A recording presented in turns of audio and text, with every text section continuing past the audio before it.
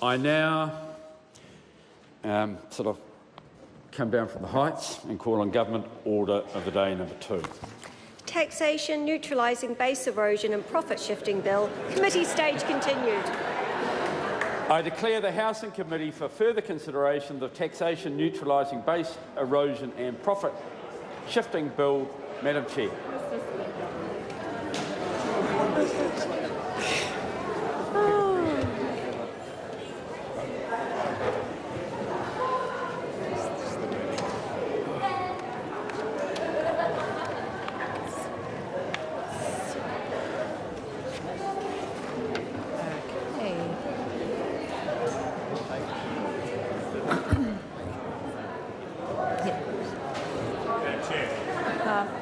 Moment. Members, we now turn to the Taxation, Neutralising Base Erosion and Profit Shifting Bill. When we were last considering the bill, we were debating Part 3. Madam Chair. I call the Honourable David Bennett. Thank you, Madam Chair, and thank you for the chance to speak on this bill. I'd just like to reflect on the previous sitting of the Parliament and just to echo the words that I think Willie Jackson probably made his finest speech in this Parliament with his contribution in that last bill, and I agree wholeheartedly with him. And I think that for the newer members of Parliament, you've just witnessed one of the special times that you see in this Parliament, where you actually see some redress being done. May not be full redress, but at least partial redress be done in this Parliament, and that is a good thing for all members of the House. And just like to congratulate the many people that have travelled here today and wish them all the best. I realise that we're getting on to the bill, to the Minister, but actually taxation could not be far from the thoughts of the very people that have received a treaty settlement, because through having a lower tax rate, they will no doubt be able to get more income and build their equity in their base. And that is one thing that we should always aim to in our country, is for lower taxes. And that will make us a much stronger country.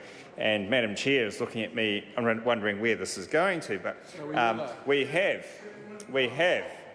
an amendment that's in the name of the member for Hanua, Mr Bailey.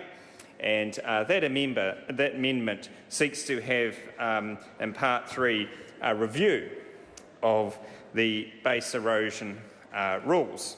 Now, basically, the base erosion and profit sharing rules that we're looking at here today are to ensure that people pay their tax in New Zealand and don't try and shift their tax obligation overseas through transfer of funds, through dividends and interest and such like. And that really becomes so important in the corporate tax-paying world, where you see the environment that we're going into.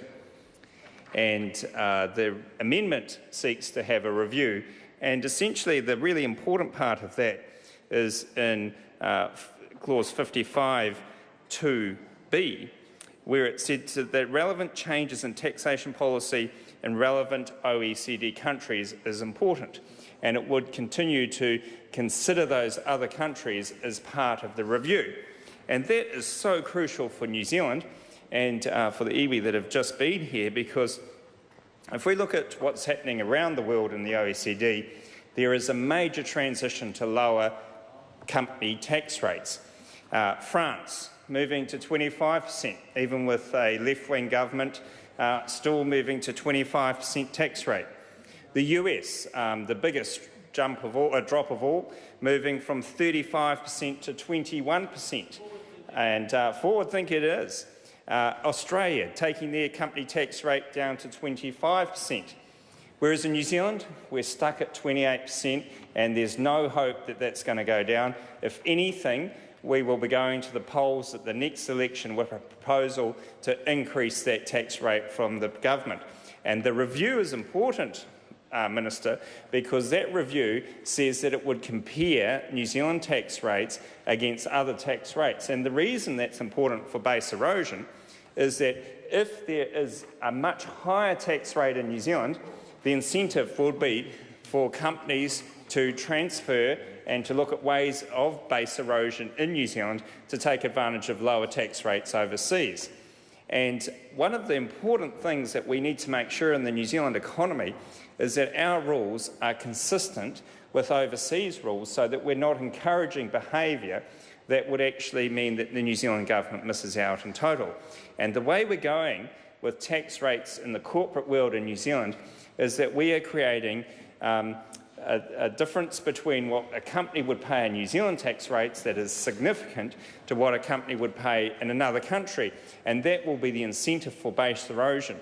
And so this review is really important because that will identify any points in which the New Zealand tax rates are out of kilter and therefore would encourage base erosion. So Mr Bailey has done an excellent job in putting this forward, and I just want to remind people again of that US tax rate, 21%, Australia 25%, France 25%, the UK about 20%, 19%, and New Zealand 28%. Madam Chair. I call the Honourable Stuart Nash. Thank you very much. It's my